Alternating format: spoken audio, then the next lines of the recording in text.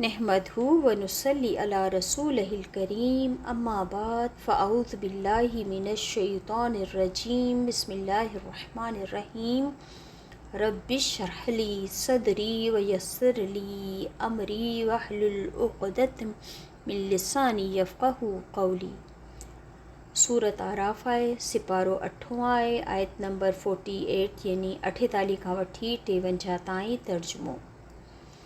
वनादा ऐं पुकारींदा या आवाज़ ॾींदा असहाबुल आराफ़ी आराफ़ वारा यानी जेका जॻह जन्नत ऐं जहनुम जे विच वारी, रिजालन कुझु अहिड़नि माण्हुनि खे यारिफ़ूनहुम हू सुञाणंदा हूंदा उन्हनि खे बिसीमाहुम उन्हनि जी ख़ासि निशानियुनि सां।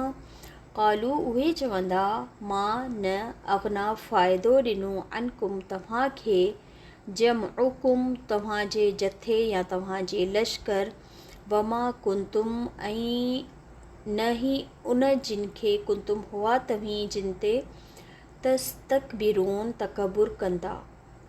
छा हाउलाइल्लज़ीन छा इहे ई माण्हू आहिनि जिन जे बाबति अक़समतुम क़स्मूं खाईंदा हुआ तव्हीं ला यनालुहुम न पहुचाईंदो इन्हनि खे अल्लाहु अल्लाह ताला बिरहमतिन रहमत यानी पंहिंजी रहमत। उदखुलुल जन्नत इन्हनि खे हुकुम ॾींदो वेंदो त दाख़िल थी वञो जन्नत में। ला ख़ौफ़ुन अलैकुम न आहे कोई ख़ौफ़ तव्हांजे मथां, वला अंतुम ऐं न ई तव्हां तहज़नून न ई तव्हां ग़मगीन रहंदा।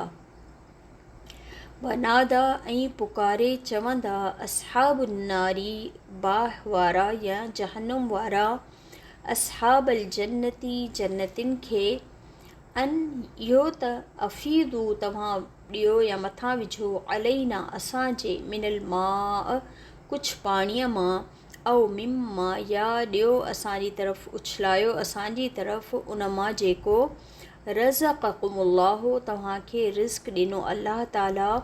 क़ालू जन्नती उन्हनि खे जवाबु ॾींदा या चवंदा इन्नल्लाह यकीनन या बेशक अल्लाह ताला हर्रमहुमा हराम कयूं इहे ॿई शयूं उन अलल काफ़िरीन काफ़रनि जे मथां।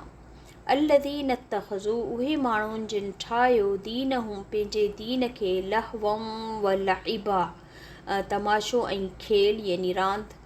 वग़र्रतहुमुल हयातुद दुनिया उन्हनि खे ग़र्रतहुम उन्हनि खे धोखे में विझे रखियो अल हयातुद दुनिया दुनिया जी ज़िंदगी।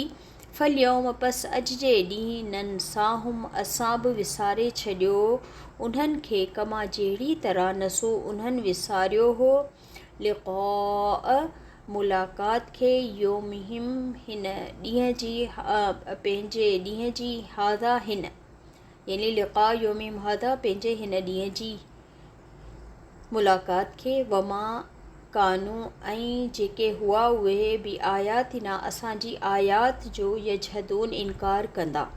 वलक़द ऐं अलबत्ता तहक़ीक़ या बिलाशुबा यकीनन जिनाहुम असां आंदी उन्हनि वटि बि किताबिन हिकिड़ी अहिड़ी किताब फ़सल ना हो कि असां उनखे मुफ़सिल यानी खोले बयानु कयो अला इल्मिन इल्म सां गॾु हुदन हिदायत जेका उहा हुई हिदायत व रहमतन ऐं रहमत लिक़ौमी युमिनून लिक़ौमिन उन्हनि माण्हुनि जे लाइ युमिनून जिन ईमान आंदो या जेके ईमान आणींदा हुआ।